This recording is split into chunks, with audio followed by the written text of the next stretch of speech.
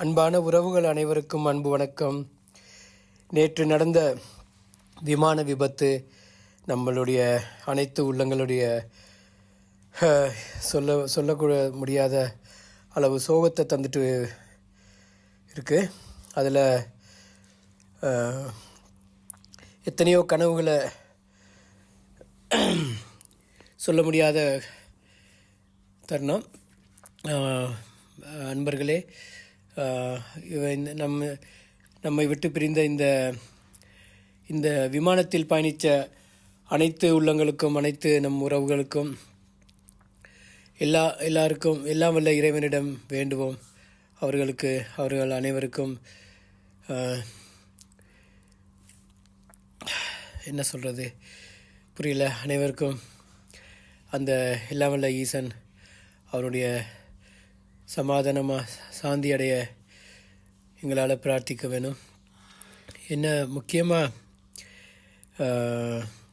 இந்த மாதிரியான கோர விபத்து நடக்கிறதுக்கு நிறைய கதைக்க வேண்டியதாக இருக்குது. என்னென்னா, முக்கியமாக இந்த இந்தியா ஏர்லைன்ஸ் அதை பொறுப்பாக இருக்கிற அந்த நிர்வாகத்தை நடத்துகிறவங்க இதை கவனத்துக்கு எடுக்கணும். அதை விட இந்த விமான அமைச்சராக இருக்கிற, விமானத்துறை பொறுப்பாக இருக்கிற அந்த அமைச்சர் உண்மையாக சொல்லப்போனால் அவர் உண்மையாக பதவி விலகணும். உண்மையாக அந்த மாதிரியான நிலைமை தான். இப்படியாப்பட்ட கோர விபத்து நடக்கிறதுக்கு இவங்களும் ஒரு காரணம். இவங்க இந்தியாவை பொறுத்தவரையில் எல்லாம் ப்ரைவேட் ஆக்கி உழைப்புக்காக மட்டும், காசுக்காக மட்டும், பிஸ்னஸுக்காக எந்த ஒரு பாதுகாப்பு இல்லாமல் நிறைய இந்த மாதிரியான சம்பவங்கள் நடந்து கொண்டு இருக்குது. எல்லா துறையிலையும் நடந்து கொண்டு இருக்குது. மக்கள் அனைவரும் இதை உணரணும். இது உடனடியாக உண்மையாக சுருக்கமாக சொல்லப்போனால் இந்த விமானத்துறை பொறுப்பு, அதாவது அமைச்சராக இருக்கிற அவருடைய பேர் யார் என்னன்னு தெரியல, இருந்தாலும் உடனடியாக அவர் பதவி விலகணும். அந்த மாதிரி இப்படியாப்பட்ட கோர விபத்து நடக்கிறதுக்கு இதெல்லாம் ஒரு காரணம். என்னென்னா, இந்த விமானம் அதாவது இந்த அகமதாபாத்லேருந்து லண்டன் நோக்கி பறக்கிறதுக்கு முதல்ல அங்கே டொமஸ்டிக் இந்தியாவில்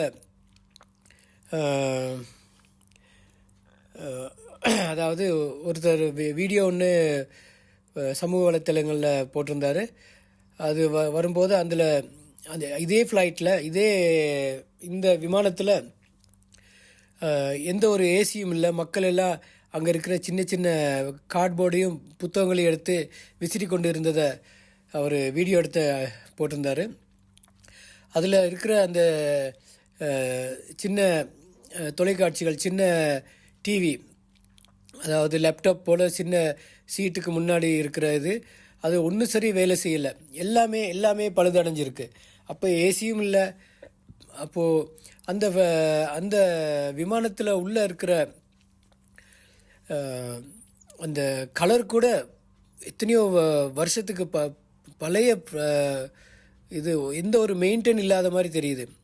ஆனால் இந்த விமான ஓட்டிகள், பைலட்மார்கள் 2 பேரும் மிக அனுபவம் உள்ளவங்க. இவங்களுக்கு கடுமையான நல்ல அனுபவங்கள் உள்ளவங்க தான்.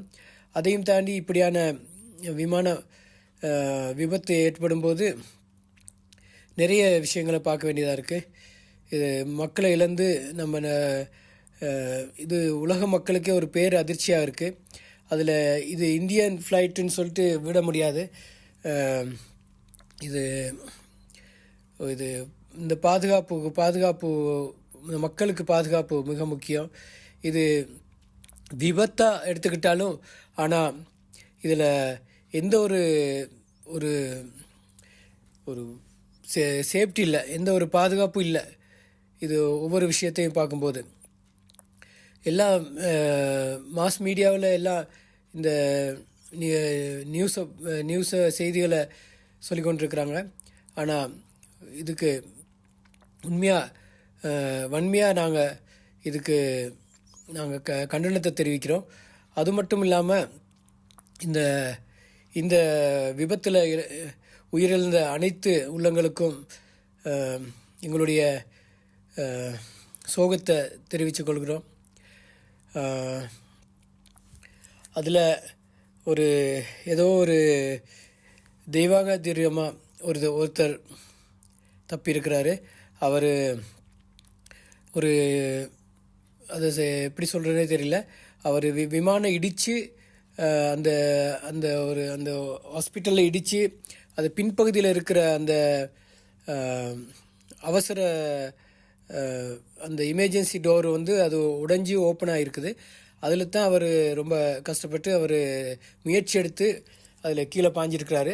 அந்த நேரத்தில் ஆல்ரெடி அந்த ஃப்ளைட்டு அந்த பில்டிங்கில் மோதி அந்த அந்த ஃப்ளைட்டு அந்த எண்ணெய் டேங்க்லாம் வெடிக்கிறதுக்கு முதல்ல அந்த ஒரு செகண்டுக்குள்ளே அவர் வெளியில் வந்திருக்கிறாரு.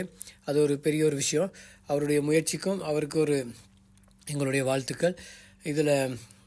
இதில் பாதிக்கப்பட்டு உயிரிழந்த அனைவருக்கும் எங்களுடைய ஆழ்ந்த அனுதாபத்தை தெரிவித்துக் கொள்கிறோம். இலங்கை மக்கள் சார்பாகவும் நம்ம அனைத்து என்னுடைய சேனல் வியூவர்ஸ் சார்பாகவும் நான் உங்கள் அனைவருக்கும் என்னுடைய அனுதாபத்தை தெரிவித்துக் கொள்கிறேன்.